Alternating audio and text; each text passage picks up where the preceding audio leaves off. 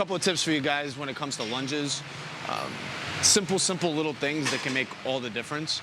I would say the first thing that I see all the time that I think takes away from the lunge is what's happening with the back leg, right? So if I step and my back leg is giving me a little bit of a break from the tension by smashing against the ground, then I'm not getting that full lengthening under tension if I don't let my knee drop, right? So that's the first thing that I notice. So if your lunges look like this, especially on turf, you're just bouncing.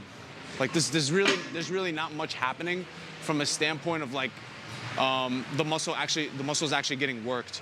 So the first tip is when you step, go just shy of touching the ground, come up through, boom. So I never let my back knee touch the ground. It doesn't touch the ground. So that's the first thing. Second thing is to make sure that I'm not falling into my lunge, because a lot of people fall into their lunge.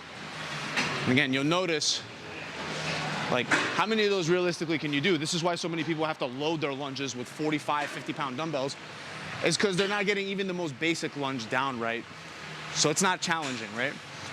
So you want to make sure when you step that you plant foot firmly.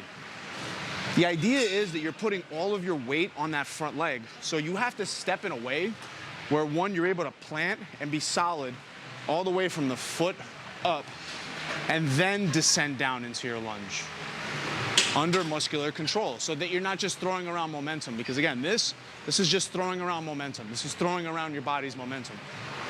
Takes away from the exercise. 2 tips. What's the third one?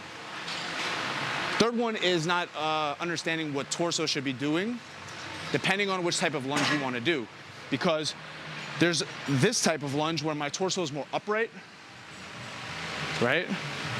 But then there's also where I'm bent forward in torso, right?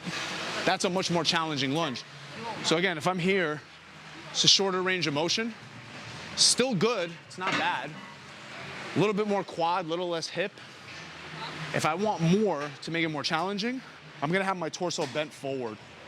So again, I'm putting all of the weight of my torso onto this front leg and firing off. Boom.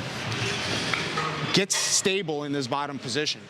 Learn what it feels like to be stable in that position, because that's where you have the most stretch on the muscle and also where the tension is the greatest. Down here. It's down here. Boom. Couple of tips for lunges. Try them out.